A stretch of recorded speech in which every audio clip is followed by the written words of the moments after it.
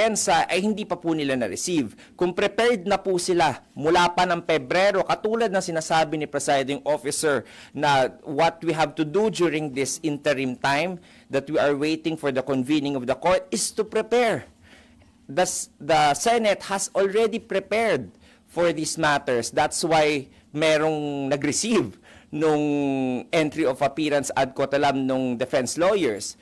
Pero sa kanila po, kahapon na itanong sa kanila kung bakit hindi ni-receive, imbis na sagutin po nila, hindi po nila sinagot. Dinivert po nila yung attention at sinabi na wala namang epekto o wala namang ganong mabigat na prejudice na mangyayari kung hindi nila i-receive. Eh kung ready po, dapat na i-receive. Dapat may opisina na itinalaga para mag-receive po. So it seems na hindi po yung impeachment court yung unprepared. Isa na lang for me, Attorney Bukoy pa rin, sabi niya kung makikita raw ng dating komposisyon ng Senado, yung ginagawa ng Senado ngayon, ikakahiya daw. Iba yung komposisyon noon, umaani ng respeto, walang patotsyada. Ngayon yung actuation nila, maraming patotsyada. Ibabalik ko po, kapag kami po ay magkalaban ba o nasa ordinaryong korte, gagawin po ba yan at tatanungin pa rin po ba yan ni Attorney Bukoy sa media? Ganyan po ba ang pag-criticize ng isang abogado sa isang korte? So, kung ako po, ikang sagot doon, hindi, then dapat hindi po ginagawa yung ganon. Kasi ano po ba ang motibo para i-criticize po ang impeachment court? You might not agree with the actions of the court, but it is still the court that has been vested by the Constitution with the power to solely try and decide impeachment cases. And doon pa lang namang po dapat meron tayong pagrespeto at hindi po natin matanggal ang kredibilidad ng korte. So ano po motibo nila by criticizing the court? Dapat po yung energy po nila na pag-criticize sa korte ay ginugugol nga po nila doon sa kanilang kalaban dahil hindi po nila kalaban ng korte. Ang kalaban po nila ay yung kabilang party, yung defense po. So, sabi niya po, formidable yung at mga respetableng mga abogado po yung nasa defense team. So, paghandaan na lamang po nila. At yun yung awayin po nila at wag po yung impeachment court. Attorney, may mga nag-oppose doon sa sinabi ni Presiding Officer Chis Escudero na walang limitation yung pwedeng gawin at pagdesisyonan ng impeachment court. Sabi nga ho ni Senator Coco Pimentel, the mere fact na nag-oath sila bilang senator judges, may mga sinusunod sila na impeachment rules doon pa lamang, it means may limitation yung pwedeng gawin ng impeachment court. Meron pong limitation naman po ang impeachment court. Unang-una po, yung nakasaad po sa konstitusyon, no? Alam po yan ni Presiding Officer, but I think he is more of talking in the context of doon po sa mga bagay-bagay na hindi po nakaspell out ng detalyado sa konstitusyon po natin. So, una po, ang limitasyon sa Senado, yung pagboto dapat ng mga senador, dapat 2/3 of all the members. Pangalawa po, yung ipapataw po na penalty po, hindi po pagkakulong, hindi rin po civil liability, kung hindi pagkatanggal lamang po at saka perpetual disqualification. The Senate cannot impose more than that. Yun po yung mga limitasyon ng konstitusyon at saka po nakalagay doon na kapag nag-implement po o nagpasa ng rules ng Senate impeachment court, yun po ay isang self-regulatory or self-limiting na limitasyon sa Senado po.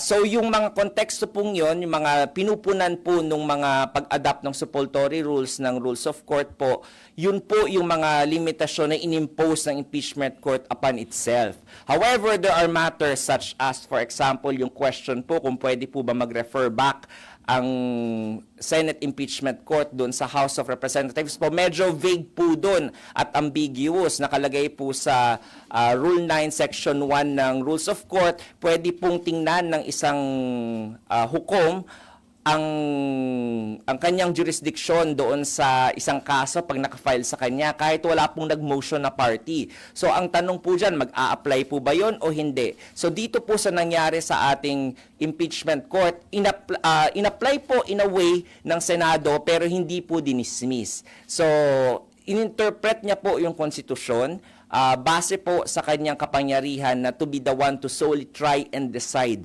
the impeachment cases. Ayon po yan doon sa Supreme Court decision din na Manila Prince Hotel versus GSIS. Ako po, hindi lamang po ako nagsasabi dito ng mga sound bites po sa inyo.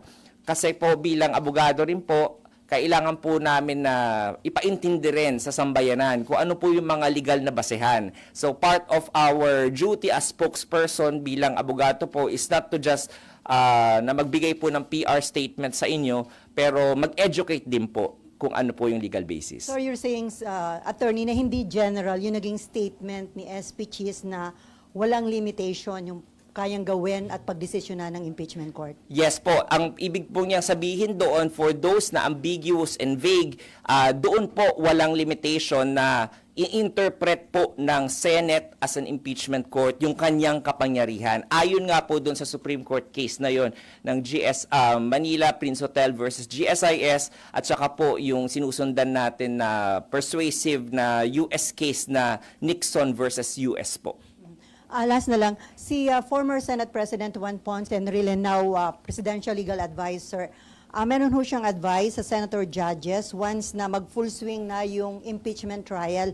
Sabi niya, with due respect to them, my first advice is to keep quiet and then go to the session hall during their trial, sit down and listen to the proceedings, listen to the presentation of evidence. So, may plano ba si SP Cheese bilang presiding officer na i-advise din yung mga senator judges ng ganito? I think for the meantime po, no, hinahayaan nga po yung malayang paglalayag ng mga opinion ng mga senator judges kasi wala pa po tayo doon sa merito ng kaso.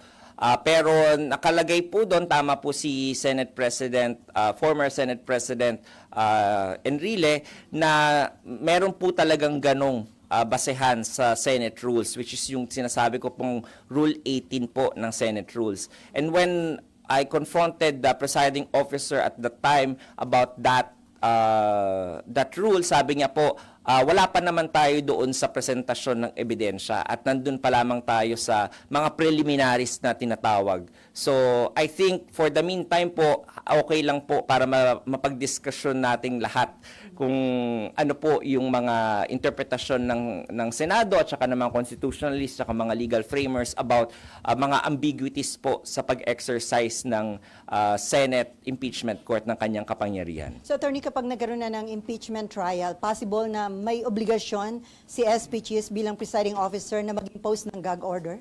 That is always a possibility. Kaya rin po, for the first time po, no, I tried to research yung tanong nyo kung ako ba yung unang spokesperson ng impeachment court. Parang opo, no? So, by doing that, by appointing me as the spokesperson, para malamang po, doon po tayo papunta sa pag-i-implement po ng Rule 18. But of course, it's up to the presiding officer at that time. We can only hazard a guess as of now. Pero we will cross the bridge when we get there pag nag-umpisa na po yung pagpapresenta ng mga ebidensya. Thank you, attorney. Hi, Attorney. Sir, coming off from former SP Enrile din, he said sa interview na the Senate is supposed to do its job with reasonable speed for the Constitution says forthwith. Anybody can understand that English word and they did not do it. They tarried, they dilly-dallied. Your reaction lang po. Sabi nga ng presiding officer, nandun pa rin kayo sa forthwith. Pero ako po, the opinions of different lawyers, makikita nyo po, kaya kaming mga lawyers, hindi po kami nagkakasundo, di ba? Kagad-kagad kasi nga iba-iba kaming opinion. And we have big personalities to argue about all these little things that ordinary people will not argue about. Pero para po sa kaalaman ng sambayanan, yung paggalaw naman po ng Senado ay hindi po unreasonable delay. Meron na rin pong mga Supreme Court decisions ang ating Philippine Supreme Court at na hindi na kinakailangan po ng construction or interpretation na ginagawa ng ating mga constitutionalists, pati ni former Senate President Enrile, yung about sa forthwith. Sinabi po doon sa, ito mabobore na naman kayo kasi cases to, no? Sa Fisher versus Ambler, sa Manila Masonic Temple versus Alfonso at saka sa ano pa yung isa ba? Basta may isa pa akong case basta versus Antols, no? Yun yung mga cases na pinagbasehan at ni-research rin po ng ating legal team dito sa Senate Impeachment Court na meron na po na desisyon ng definisyon ng forthwith at ito po ay without delay.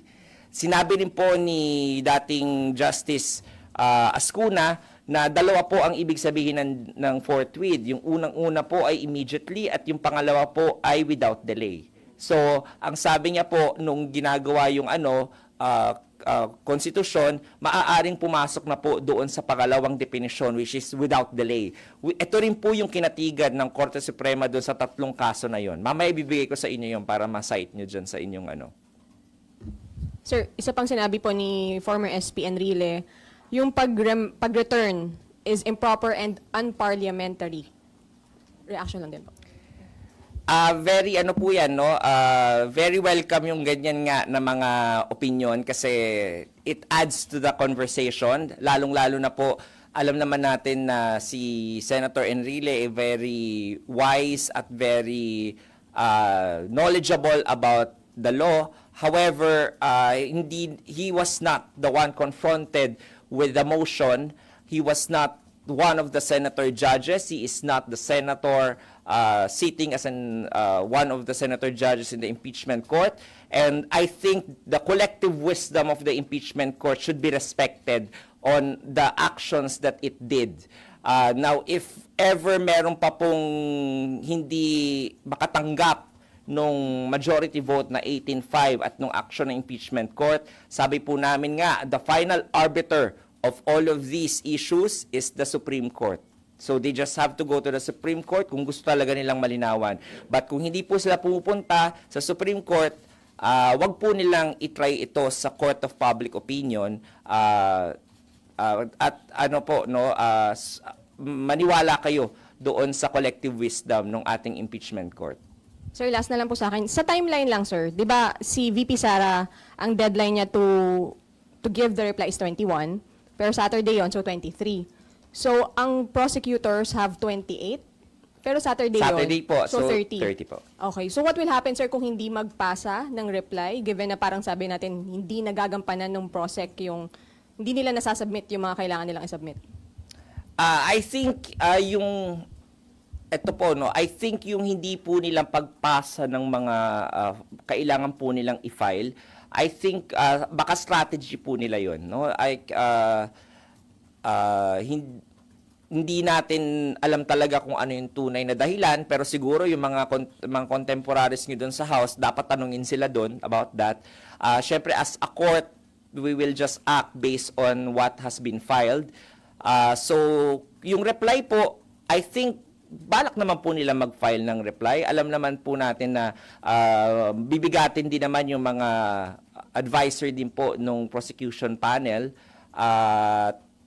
Gagawin din po nila lahat ng dapat nilang gawin kapag nandoon na yung answer with affirmative defenses. So magre-reply po sila doon. Kung hindi naman po answer with affirmative defenses ang i-file po ni Vice President Sara at ito po ay isang motion to dismiss, then I'm sure magpa-file po sila ng comment and opposition doon sa motion to dismiss.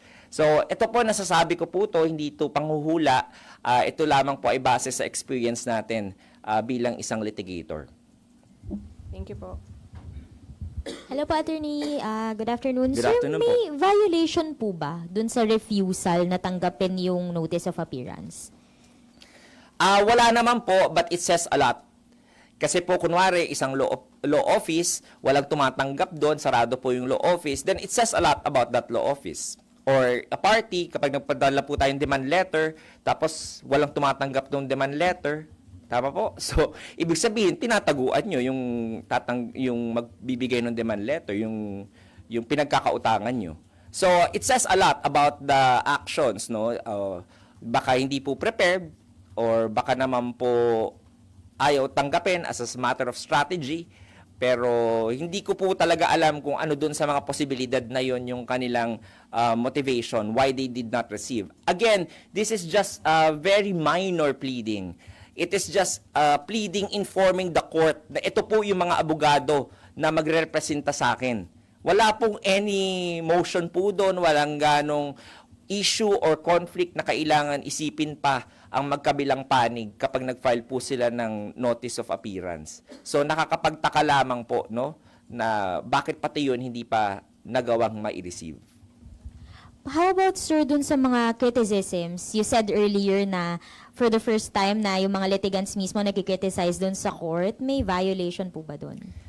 Kung alam niyo po, alam ko nagko-cover din kayo ng mga ng mga kaso sa ordinary court, sa Supreme Court. Makikita niyo po yung mga litigants doon kahit na hindi pabor sa kanila yung desisyon ng isang korte, hindi po nila pwedeng makriticize basta-basta, mako-contempt of court po kami doon. Ito po yung naririnig niyo rin na sub judice rule.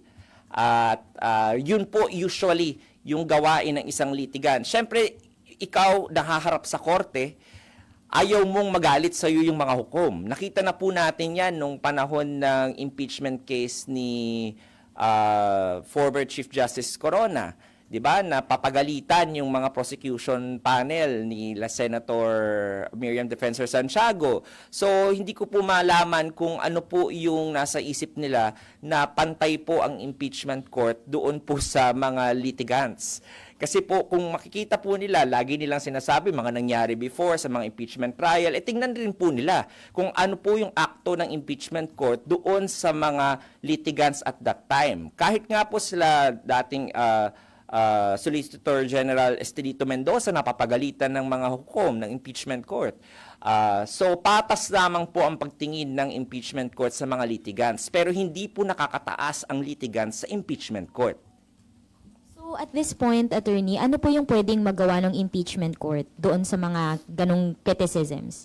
Sabi nga po natin, no, for the meantime, medyo liberal ang ating impeachment court, ang ating presiding officer, hindi naman po niya balak na gamitin ang lahat ng kapangyarihan para kastiguhin yung mga hindi nagrerespeto sa impeachment court. Although the power is always there. But if ever it will be used, for the meantime, I don't think it will be used. Sir, na-raise na po to be for KSP, but just to get your opinion also, is it possible to cite the prosecutors or the defense in contempt if hindi po sila sumunod sa any orders of the impeachment court? And for example, on the prosecution panel, paano po mangyayari doon? Sino ang iko-contempt sa kanila? Buong house po ba? Yung prosecution panel? Again, that is in the realm of possibilities. Lahat yan pwedeng mangyari po. Pero yan nga po yung iniiwasan ng ating impeachment court. Ayaw nga po nating magkaroon ng awayan. Ayaw ng impeachment court na magkaroon ng away o magkakaroon ng constitutional crisis pag nagmatigas ang impeachment court laban sa desisyon ng Korte Suprema, if ever. So ang ginawa po ng impeachment court, pumunta po siya at nakipagdialogo at nag-order po sa House na tayo na lang magresolba nitong constitutional issue na to, na may question about yung mga depekto sa articles of impeachment, sagutin nyo na lamang kasi kayo nakakaalam dyan. So, kayo na lang ang magdesisyon kung magko-crossover o hindi. So, hindi po kaaway ang impeachment court. In fact, we are asking for the cooperation of the House so that any legal issues as to the jurisdiction of the impeachment court kapag nag-umpisa na pong umusad itong trial natin, ay wala nang magko-question either from the prosecution, from the defense, or any other person po na gustong questionin yung jurisdiction ng impeachment court. So, we are actually giving our co-equal, 'di ba, house na gawin natin yung nararapat at tayo na lang magresolba nito within the legislative body or the branch of government. So, Kaya po doon sa tanong ninyo kung magko-contempt, of course, as I said earlier, hindi po yun yung policy. Kasi nga gusto nga natin na maging cooperative yung both houses sa isa't isa. Pero sir, ano ko lang yung question ni Ms. Mav. Sino po ang pwede i-contempt? Yung 11-man prosecution panel, yung House leadership, sino po? Sino ang i-contempt ng impeachment court?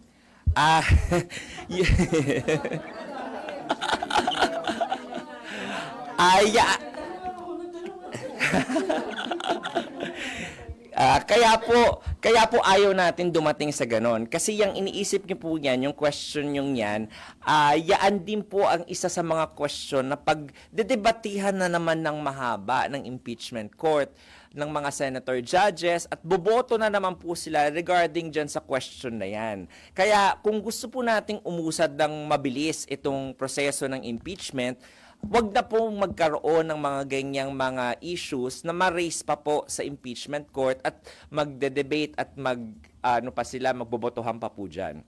So yun po yung sinasabi namin. Mag-comply na lamang po tayo para wala ng any other legal issues na isa-settle preliminarily ang impeachment court at magpatuloy na yung pinagdarasal nila na presentation ng evidence. Sorry, attorney, isa pa. So, possibility at option yung contempt, but you wish it will not come to that.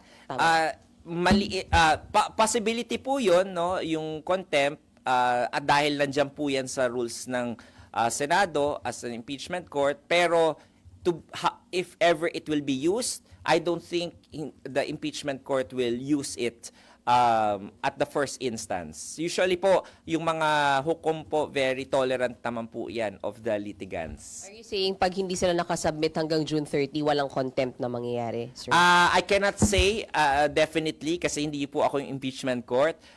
But yun nga, pag hindi po nagsisenaryo setting lamang po tayo dito, kapag hindi po mangyari yung pag-comply po nila, then nakahang pa rin po yung issue kung pwede po ba mag-crossover yung 19th, yung articles of impeachment na pinasa ng 19th Congress to the 20th Congress at yun na naman ang pagdedebatehan. So mapapatagal na naman po plus the possibility po na may mag-question na naman po kung ba't hindi sumunod at magkaroon ng motion for contempt. So ayaw na po natin magkaroon ng mga ganon. Kaya ang pinakamadaling proseso po na gagampanan ng ating House of Representatives at yung House Prosecutors ay sumunod na lamang po sa compliance para magpatuloy na po yung proseso.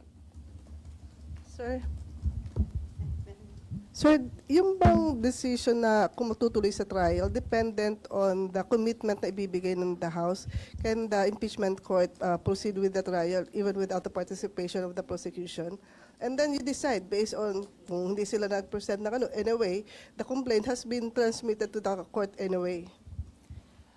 Hindi ko po alam kung ano yung gustong i-test din ng House of Representatives o House Prosecutors. Of course, ayaw nga po natin magkaroon ng ganong issue pa. Kaya the easiest way for the trial, for the presentation to already happen is pag mag-comply po. However, the impeachment court never lost its jurisdiction in trying the case. It will just settle the questions or the issues that has been raised during the first session of the convening of the court. So para mapadali po ang proseso at wala ng any debates at issues at question as to the jurisdiction, kaya po ganun ang gumalaw ang impeachment court para isettle na lamang po ng House na sila na lamang po ang mag-determine na pwedeng nga po mag-crossover. Pero wala bang constitutional basis for the impeachment court to proceed nga even without the participation of the House prosecution team? In case na hindi makapagbigay sila ng commitment that they will pursue the case. We are going into the realm of possibilities po, and we are going also in the realm of first impression, first time pong mangyayari yon. So I cannot hazard a guess how the impeachment court will act by that time. Pero kung ganun po ang mangyayari, walang House prosecutors na pumunta at wala nang magpresenta nung articles of impeachment, then I think pagbobotohan po ulit ng impeachment court how they will go about it without the participation of the House prosecutors. Pero of course, this is antithetical dun sa kanilang sinasabi na gusto po nila magpatuloy at handa sila. So, kung susundan po natin yung sinasabi po nila, at of course, sabi rin nila na may presumption of regularity rin sa gawain nila, then we have to believe what they say, that they are, na porsigido po silang i-prosecute yung kanilang initiate na articles of impeachment. Yung nagsasalita po kasi ngayon ito nagbibigay ng commitment in 19th Congress. Tama po. And ang ini-expect po natin is from the 20th Tama po. Congress. So we don't know for sure kung the same pa rin yung ano nila. Tama po. Kaya isa po yan. Pero as I said sa mga interviews po natin, no, the actions of the impeachment court is actually to forestall any questions as to the jurisdiction once that the process starts rolling. So, yun po yung intention lamang ng impeachment court para wala na mag-question. Or kung may mag-question man, papasok na po siya doon sa tinatawag natin political question or yung non-justiciable issue.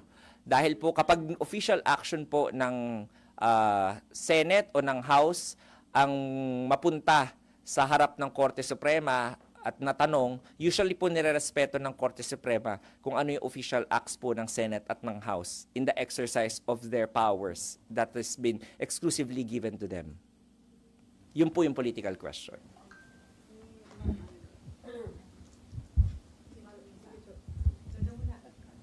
Sir, hindi ba pwede apply dito yun sa korte katulad nung pag hindi umatin yung mga nagpo-prosecute ng 3 beses? Hindi ba ganun na nangyayari? Hindi ba pwedeng apply dito yan sa impeachment court? Ituloy yung process and then antayin kung atin o hindi ng 3 beses tulad na sa mga korte? Hindi ba pwede apply dito yan? That is in the realm of possibilities again po. Pwede at pwede rin po. Depende po yan sa boto ng mga senator judges kapag na-confront na po sila ng ganyang question sa convening po nila on the floor. So again, this is a system po na hindi po totally judicial. Meron po rin political aspect at factors po tayong kino-consider. Isipin nyo na nga lamang po, no, kung ang lahat ng mga senador natin ay hindi abogado, ibig sabihin po ba hindi na po nila i-considera yung judicial processes po, no? Or kung puro politicians lamang po sila, puro civilian, hindi po walang abogadong profesyon, ano po yung magiging basehan po nila, 'di ba? So, kaya po inilagay ng ating framers ito sa ating Senado ay dahil alam po nila na kung may magtatanggal po ng mga opisyales na ibinoto ng sambayanan, dapat yung mga ibinoto rin ng sambayanan ang magtatanggal sa kanila. At hindi po inilagay sa korte yung desisyon na yon. Kaya dun sa tanong niyo po, hindi ko rin po alam kasi maraming factors po. Hindi lamang po judicial, i-consider rin po ng impeachment court of senator judges yung political aspect at the time when it is confronted with that issue. Ito po, mahinahon na. Pag naabot po tayo sa puntong ganon, may posibilidad po ba na ang pagbotohan ay i-dismiss na yung kaso? Isa po yan sa mga posibilidad pa rin na pwedeng mangyari, sabi nga ni presiding officer. Pero kaya nga po natin hinihingan ng mga compliance ang House. Para kapag ni-raise po yung issue na yan by any party o may clarification na isang senator judge at maging issue na naman po for the impeachment court to decide on, meron na pong mas mabigat na basehan na wag nang i-dismiss. Dahil meron na pong opisyal na action at compliance ang House doon sa ipinag-uutos ng Senate Impeachment Court. So, mawawalan na po na gaano ng wiggle room, kung tinatawag, na mag-prosper po yung yung ganong theory. Sir, Ay, ma'am. attorney. So, di ba dun sa summons kay VP, she was given non-extendable 10 days to answer. Sa proseso ho ba, paano pag hindi mag-comply dun sa summons, hindi tumugon sa summons, what happens? And do you take it to me na magko-comply siya, tutugon sa summons because nag-enter na ng appearance yung kanyang lawyers? Isa po yun sa mga magandang nangyari by filing a formal entry of appearance. Kaya lang po ad cotelem. Ang ad cotelem po ibig sabihin sa mga abogado, hindi pa namin nire-recognize talaga yung jurisdiction. So, pina-file lamang namin to para lang to comply at saka for para hindi namin ma-waive yung aming mga dapat gawin. So yun po yung action na ine-expect natin from the defense by filing an ad cautelam appearance na magfa-file po sila ng either answer with affirmative defense questioning the jurisdiction or a motion to dismiss the case for lack of jurisdiction. So pag naglagay po ang isang abogado ng ad cautelam sa kanilang pleading, almost always yun na po yung aming gagawin. Questionin ang jurisdiction. Which I think also is in line with the petition na i-file po ng Vice Presidente sa Korte Suprema questioning the continuing process of impeachment against Sir.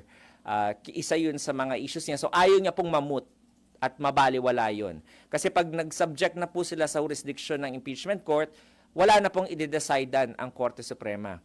So para po makasiguro sila na hindi nila mabaliwala yung kanilang hinihaing petisyon at hindi rin nila ma-waive yung mga gusto nilang gawin dito sa impeachment court, ay magfa-file po sila ng ad cautelam appearance at possibly motion to dismiss or answer with affirmative defenses.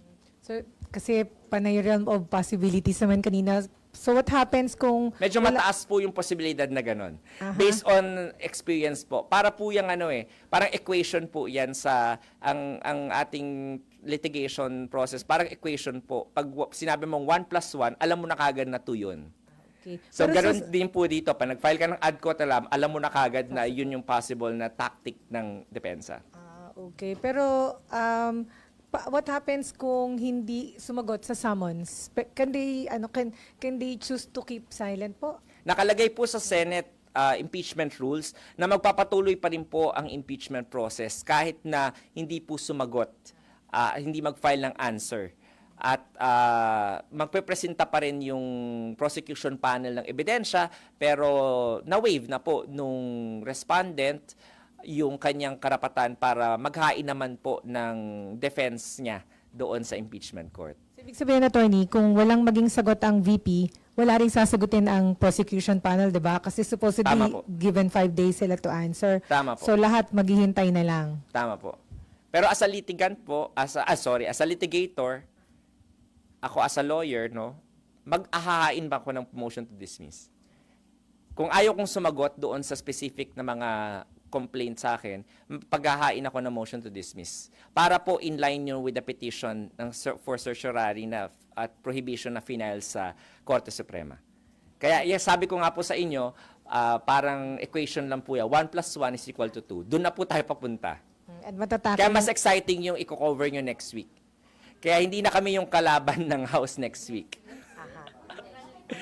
Pag nag-file na yung yung defense. Thank you, attorney. By the 23rd, Monday.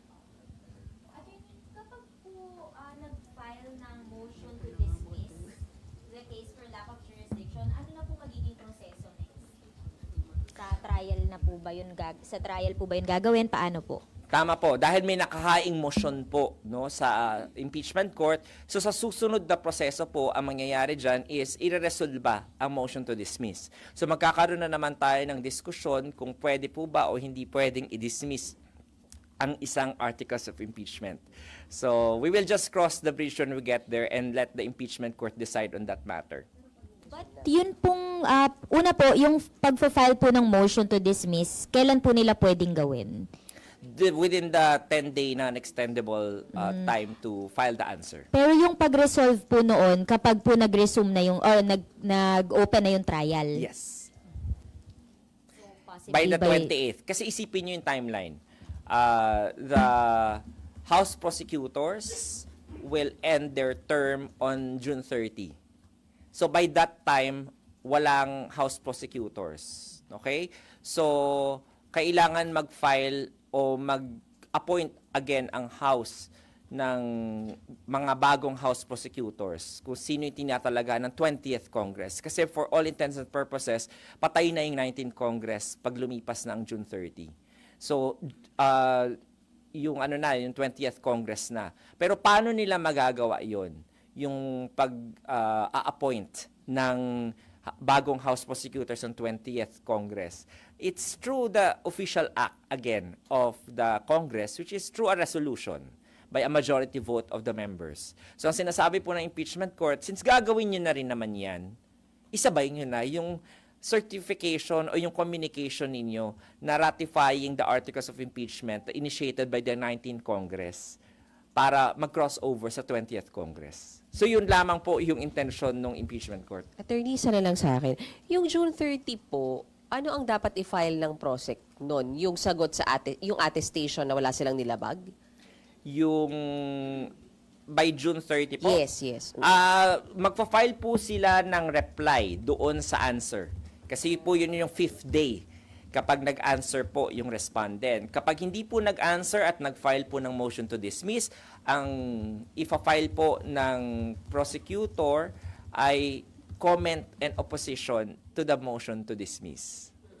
Pero yung attestation na hinihingi ninyo, hindi siya hanggang 30 lang. Hindi po. Anytime they Pero want. syempre, dapat ma-file po nila before 30. Kasi nga po, sila po, yung 19th Congress po, yung nag-resolve po noon. So, ang kailangan mag-inform din po sana is the 19th Congress. Pero if hindi nila ma-file by 30, wala namang punishment.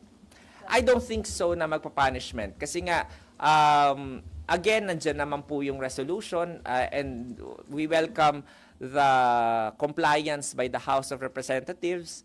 It's just a matter of the formal informing the court of that official act of Congress po. Attorney, may nagpapatanong lang. Nabanggit kasi ni Senator Coco Pimentel na hindi siya pabor dun sa mga suggestion na questionin na lang sa Korte Suprema ng mga hindi nagsasabing mali yung ginawa ng impeachment court na ipinabalik sa Kamara yung articles of impeachment kasi pwede daw yung trap at maaari daw yung makadelay pa sa impeachment process at maaring ma-divert yung attention doon sa kaso sa Korte Suprema sa halip na ma-focus yung attention doon sa main issue yung ang impeachment case against BP Sara. Would you like to comment on that, sir? Malaya naman pong gawin ng kahit sino ang gusto nilang gawin, whether mag-file po o hindi. Ang sinasabi lamang po ng presiding officer, tsaka po natin, na hindi po dapat sa Court of Public Opinion ini-air out yung mga ganyang mga hinaing. Kung talaga pong gustong magkakuha ng sagot, kung ano ba yung tama o mali na ginawa ng isang branch of government, ay kailangan po umakyat sa Korte Suprema. Now, kung ano po yung end goal ng pag-akyat nyo sa Korte Suprema, yun na lamang po yung kailangan nilang magtuos sa kanilang konsensya. Ano bang epekto nun? So, maaaring tama po at maaaring mali rin po yung view na yon ni Senator Judge Coco Pimentel. But it is up to them po. But sabi ko nga po, any lawyer worth his salt will avail of those remedies if they really feel aggrieved by the actions of the court. Pero tama nga, pwedeng makadelay at mapapaboran daw dito si BP Sara. Para akong yung nag-aano sa multiverse of madness si Doctor Strange. Yung iniisip ko yung mga permutation na pwedeng mangyari sa utak ko di ba? Pwede at hindi. Oo, ako pwede at hindi. Pwede at hindi, no? Hindi ko rin alam yung magiging epekto kasi katulad ninyo po. Katulad nating lahat. This is the first time that this has happened. So, nag-aaral din tayo. Sabay-sabay nating first time ma-experience yung gantong pagko-crossover at yung gantong mga issues po na hindi po kinonfront ng previous impeachment courts. So, hindi rin po natin alam kung ano talaga yung mangyayari. Pero, of course, we respect the wisdom din po ni Senator Judge Coco Pimentel at maaari nga po na isa yun sa mga timeline sa multiverse po. Attorney, ito yung possible ba mangyari by next week dahil nga dun sa katilam hindi nire-recognize ng kampo ng Vice President ang impeachment court.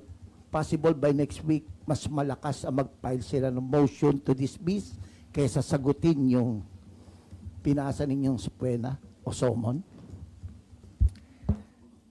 Ito po ako, I'm just speaking po as a litigator. As a defense, mas madalas po akong defense lawyer kaysa sa prosecution. Talaga pong tactic ng defense na magpa-file ng motion to dismiss. Usually po isa yan sa mga arsenal para wag kagad magpatuloy ang proceeding sa korte. Kasi po kukwestiyonin yung jurisdiction. Pag sa criminal case po, isa po sa mga grounds po ng motion to dismiss, kunwari, mali po yung jurisdiction, wala dun yung isang elemento ng krimen na nangyari sa korte na yon. So pwede mong pa-dismiss. Mali yung venue. O kaya naman po, hindi maayos yung pagkagawa ng preliminary investigation. So magpapamotion to dismiss ka para magkaroon ng re-investigation doon sa prosecutor. So yun po yung mga ginagawa ng defense usually. Di wala tayong maasahan na possible sumagot ang kampo ng vice doon sa inyong summon. Yun po yung isa sa mga sagot, no? Kapag nag-file po ng motion to dismiss, kasi po supportorily applied na po, no, yung 2019 amended rules of court, isa po sa ground na pinapayagan ng motion to dismiss is kapag may lack of jurisdiction po, ayon sa Rule 9, Section 1. Kapag hindi po yun yung grounds, hindi po pwede mag-file ng motion to dismiss. So, I think, of course, hindi naman natin binabaliwala yung galing din naman nung law office na inano ng Vice Presidente. So, alam nila yung gagawin nila. And, yun nga, any lawyer worth his salt would have done everything in its power to not answer yet the complaint and to question the jurisdiction first, which is in line with what their strategy is, their legal strategy by filing the petition for certiorari with the Supreme Court. So based on that actions that they did, most probably baka yung po yung we have to contend with such motion to dismiss. So wala naman kayong nakikitang link dun sa hindi pag-formalize ng sagot ng House dun sa order ng prosecution, sa order ng impeachment court at dun sa reply ng OVP, ng Vice President. Madiderail, pwede bang hindi sumagot? Kasi with caution yung yung entry nung kanilang defense team. Kung walang sagot, walang certification from the House, so parang walang recognition dun sa na legit yung yung complaint. May nakikita kayong connection. Possible na sadyang hindi sumasagot ang House, idinederail para within yung 10 days. Walang ganun kayo nakikita. Naku, wag po ako tanungin nyo sa Attorney Bukoy kung bakit hindi nila fina-file yun. Ako, for me, siguro po, it's their strategy. It's their strategy na, kasi po, isipin ninyo to, this is not merely a judicial process. Kaya po, pwedeng magkomento ang kahit sino man, no? Dahil nga, nakakaapekto to sa bawat Pilipino, itong proseso na to. So, this is also a political process by that very aspect po. So, ibig po sabihin nun, yung kanilang strategy is not only legal, it is also political. So, lagi nating titingnan yung galawan po ng lahat po ng parties dito, the impeachment court and the litigants as well.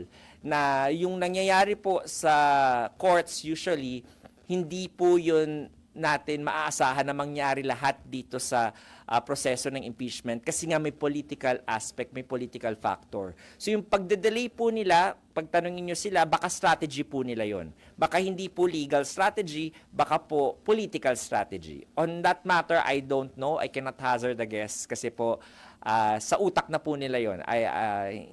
Wala po akong personal knowledge kung ano po yung nasa isip nila. Pero hindi pwedeng sabihin na basis ng defense team yon para mag-reply sila doon sa 10 days. Hindi pwedeng gawing basis yung action ng House, yung ina-action ng House. Ang hirap maging Doctor Strange. Niisip ko rin no? Magandang tanong yan, no? Pero I'm sure baka that's one of those things na kinokonsidera ng defense. Okay na po? Sige po.